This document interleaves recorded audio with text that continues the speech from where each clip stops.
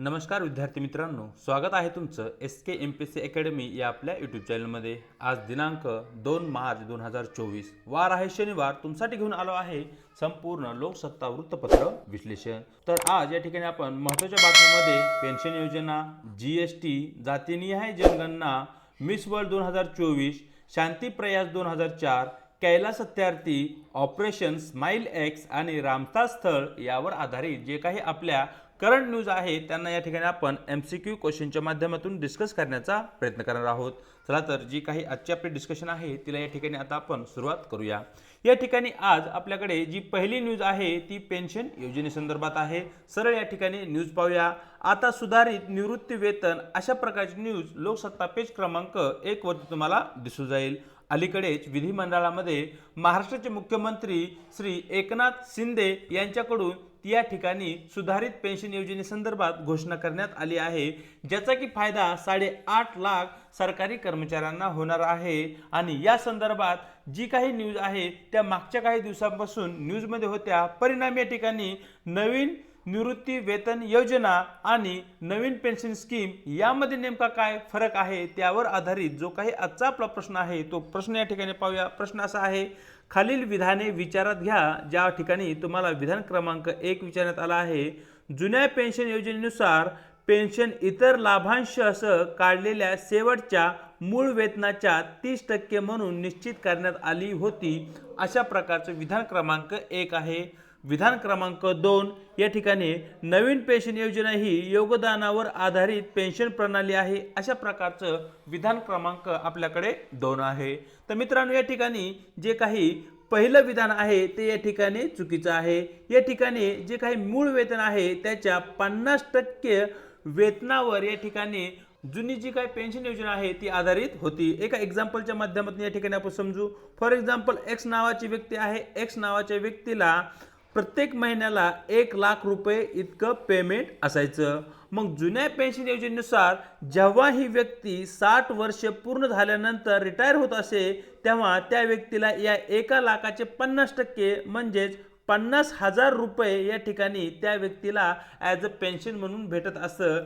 अशा प्रकारची पूर्वीची म्हणजे जुनी पेन्शन योजना होती। आणि नवीन पेन्शन योजना जी आहे ती योगदानावर आधारित आहे। योगदानावर आधारित म्हणजे काय, जेव्हा तुमचा जॉब चालू आहे, एक्स नावाच्या व्यक्तीचा सध्या जॉब चालू आहे आणि त्याला 1 लाख रुपये या ठिकाणी पेमेंट आहे। या 1 लाख पेमेंटच्या 10% तो विशिष्ट बँक खात्यामध्ये जमा करेल, ते म्हणजे प्रति महिना 10,000 रुपये प्लस त्यामध्ये 14% सरकार जमा करेल। म्हणजे त्याच्या एकूण मूळ वेतनाच्या जवळपास 24% रक्कम ही प्रत्येक महिन्याला जमा होत चालेल। आणि जेव्हा ती व्यक्ती रिटायर होईल तेव्हा त्या व्यक्तीला ही जी एकत्रित जी सम जमा झाली आहे ती सम दिली जाईल। अशा प्रकारची नवीन पेन्शन योजना होती। परंतु आता सरकारकडून नवीन पेन्शन योजनेच्या जागी जुनी पेन्शन योजना या ठिकाणी लागू करण्यात आली आहे, परंतु त्यामध्ये ठराविक काही बदलही करण्यात आले आहेत। तर या ठिकाणी अशा प्रकारे मित्रांनो या ठिकाणी आपलं केवळ विधान क्रमांक 2 बरोबर आहे, म्हणजेच या ठिकाणी आपला योग्य पर्याय राहील पर्याय बी, फक्त विधान 2 बरोबर। पुढे या ठिकाणी इन डिटेलमध्ये जी काही पेन्शन योजना आहे जुनी आणि नवीन यांच्यामध्ये नेमका फरक काय आहे तो फरक या ठिकाणी आपण समजून घेऊया। या ठिकाणी ओल्ड पेन्शन स्कीम जी आहे या पेन्शनमध्ये जे काही शेवटचं वेतन आहे म्हणजे जी व्यक्ती रिटायर होत आहे आणि त्या व्यक्तीला शेवटच्या महिन्यामध्ये जे काही पेमेंट भेटले आहे त्या पेमेंटच्या 50% पेन्शन त्या व्यक्तीला त्या कर्मचाऱ्याला त्या ठिकाणी दिली जायची। अशा प्रकारची व्यवस्था ओल्ड पेन्शन स्कीम मध्ये जुन्या पेन्शन स्कीम मध्ये होती। आणि जी काही नवीन पेन्शन योजना आहे न्यू पेन्शन स्कीम यामध्ये योगदानावर आधारित ही पेन्शन प्रणाली आहे, ज्यामध्ये जे काही पेन्शनचा लाभ आहे तो किती असेल हे जे आहे ते त्या व्यक्तीची रक्कम योगदान किती आहे म्हणजे ती व्यक्ती प्रत्येक महिना त्याच्या पगारामधून किती रक्कम जमा करत आहे, त्याचबरोबर ज्या वर्षी तो या योजनेमध्ये सामील झाला त्या वर्षी त्याचं वय किती होतं आणि या ठिकाणी जी काही रक्कम जमा होत आहे ती रक्कम कोठे गुंतवली जात आहे या सर्व घटकाच्या आधारावर नवीन पेन्शन योजनेनुसार या ठिकाणी ती रक्कम निर्धारित होत असे। जी काही आपल्याकडे जुनी पेन्शन योजना आहे ती जुनी पेन्शन योजना 1 जानेवारी 2004 रोजी बंद झाली आणि 1 जानेवारी 2004 पासून या ठिकाणी सर्व सरकारी नियुक्त्यांसाठी केंद्र सरकारने ही नवीन पेन्शन योजना या ठिकाणी लागू केलेली आपल्याला दिसते। तर या ठिकाणी जी काही डेट आहे ती डेट आपल्यासाठी महत्त्वाची आहे। ही डेट तुम्हाला या ठिकाणी स्टार करायचं आहे, सर्वाधिक महत्त्वाचा पॉईंट आहे या स्लाइडमध्ये आपल्यासाठी। आणि नवीन पेन्शन स्कीम जी आहे ती पेन्शन फंड नियामक आणि विकास प्राधिकरण कायदा 2013 अंतर्गत तिचं नियमन करण्यात येतं। हाही पॉईंट या ठिकाणी तुम्हाला स्टार करून घ्यायचा आहे। या ठिकाणी 50% हा पॉईंट तुम्हाला स्टार करून घ्यायचा आहे।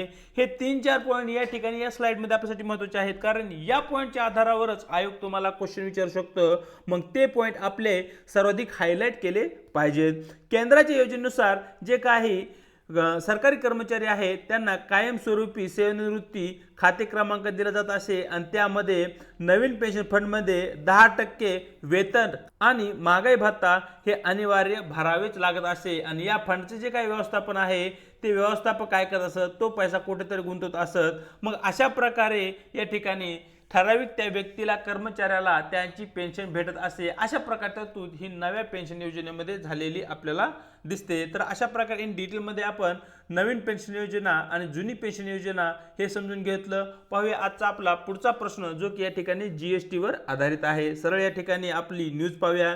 फेब्रुवारीमध्ये जीएसटी संकलन 12.5% वाढून 1.68 लाख कोटीवर, अशा प्रकारची न्यूज या ठिकाणी लोकसत्ता पेज क्रमांक 10 वर तुम्हाला दिसून जाईल। मित्रांनो, अलीकडे काळामध्ये जो काही जीएसटी संकलन आहे किंवा जीएसटी जी काही कर प्रणाली आहे त्या माध्यमातून देशामध्ये जे काही कराचं उत्पन्न आहे ते वारंवार वर्षानुवर्ष वाढताना दिसत आहे। म्हणजे या ठिकाणी फेब्रुवारी महिन्यामध्ये जी वाढ झाली आहे ती 12.5% असलेली आपल्याला दिसते। तर या ठिकाणी सरळ जीएसटी वर आधारित जो आपला प्रश्न आहे तो प्रश्न पाहूया।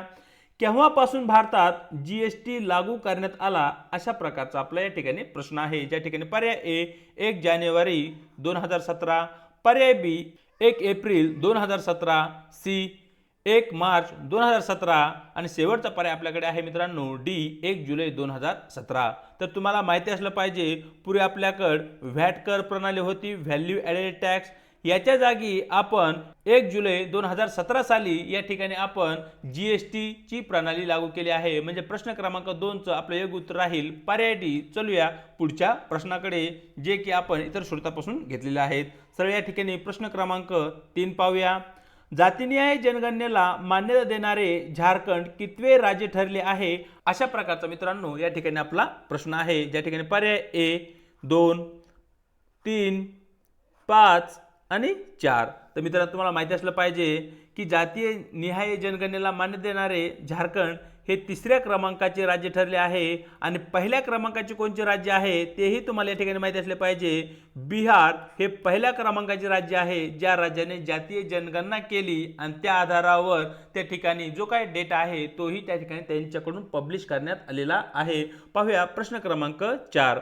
मिस वर्ल्ड 2024 स्पर्धा कोणत्या देशामध्ये होत आहेत, अशा प्रकारचा आपला प्रश्न आहे। ज्या ठिकाणी पर्याय ए अमेरिका, बी भारत, पर्याय सी सिंगापूर आणि शेवटचा पर्याय डी जपान। तर मित्रांनो, तुम्हाला माहिती असलं पाहिजे की मिस वर्ल्ड 2024 ज्या काही स्पर्धा आहेत त्या आपला देश भारतामध्ये होणार आहेत। म्हणजे प्रश्न क्रमांक 4 चं आपलं योग्य उत्तर राहील पर्याय बी। पाहूया प्रश्न क्रमांक 5।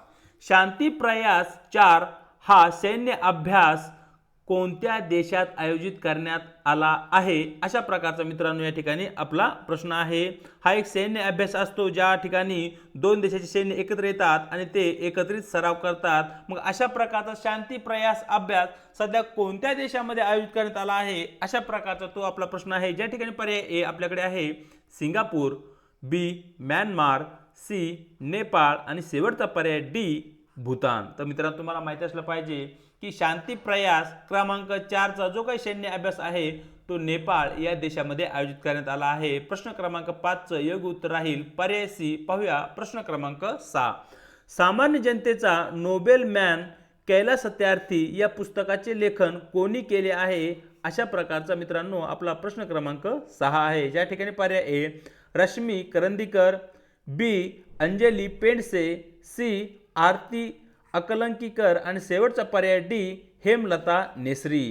तर सामान्य जनतेचा नोबेल मॅन कैलास सत्यार्थी या पुस्तकाचं लेखन हेमलता नेसरी या लेखकीने केलेले आहे, हेही तुम्हाला त्या ठिकाणी माहिती असणं आवश्यक आहे। हा जो प्रश्न आहे तो आपल्यासाठी महत्त्वाचा आहे, या प्रश्नात तुम्हाला स्टार करून घ्यायचा आहे। पाहूया प्रश्न क्रमांक 7, कोणत्या राज्य सरकारने नुकतेच मुलांच्या सुटकेसाठी ऑपरेशन स्माइल एक्स सुरू केले आहे, अशा प्रकारचा मित्रांनो आपला प्रश्न आहे। ज्या ठिकाणी पर्याय ए राजस्थान, पर्याय बी उत्तर प्रदेश, पर्याय सी तेलंगणा आणि पर्याय डी आपल्याकडे आहे कर्नाटक। तर अलीकडेच तेलंगणा राज्याने ऑपरेशन स्माइल अशा प्रकारचे ऑपरेशन सुरू केले आहे की ज्याच्या माध्यमातून मुलांची सुटका करण्यात येईल। मग या ठिकाणी प्रश्न क्रमांक 7चं योग्य उत्तर राहील पर्याय सी। पाहूया आजचा आपला शेवटचा प्रश्न, प्रश्न क्रमांक 8, भारतातील कोणत्या राज्यात सर्वाधिक रामसर स्थळांची नोंद आहे, असा या ठिकाणी आपला प्रश्न आहे। ज्या ठिकाणी पर्याय ए केरळ राज्य, बी उत्तर प्रदेश, सी तमिळनाडू आणि डी गुजरात। तर मित्रांनो तुम्हाला माहिती असलं पाहिजे की आपल्या भारतामध्ये सर्वाधिक रामस्थळ स्थळं ही तमिळनाडू या राज्यामध्ये आहेत, म्हणजे प्रश्न क्रमांक 8चं योग्य उत्तर राहील पर्याय सी। तर अशा प्रकारे मित्रांनो दिनांक 2 मार्च जे काही आपलं वृत्तपत्र डिस्कशन आहे ते या ठिकाणी आपण पूर्ण केलं आहे। चॅनलवरती जर नवीन असाल तर चॅनलला लाईक आणि शेअर करायला विसरू नका। त्याचबरोबर आपल्या व्हिडिओविषयी तुम्हाला काय वाटतं हे कमेंट बॉक्समध्येही कळवायला विसरू नका आणि न विसरता या ठिकाणी आपल्या यूट्यूब चॅनलला सबस्क्राईब करायलाही विसरू नका। त्याचबरोबर व्हिडिओच्या डिस्क्रिप्शन बॉक्समध्ये देण्यात आलेली आपल्या टेलिग्राम चॅनलची जी काही लिंक आहे त्या ठिकाणी तुम्हाला मित्रांनो आपले टेलिग्राम चॅनल सुद्धा जॉईन करायचे आहे, ज्याच्या माध्यमातून आपल्या प्रत्येक व्हिडिओच्या लिंक्स तुम्हाला भेटून जातील आणि महत्त्वपूर्ण स्पर्धा परीक्षा संदर्भात ज्या काही अपडेट आहेत त्या सर्व अपडेट वेळोवेळी आणि योग्य वेळी तुम्हाला त्या ठिकाणी भेटत राहतील। आज इथेच थांबत आहोत, भेटूया एका नवीन व्हिडिओ सोबत।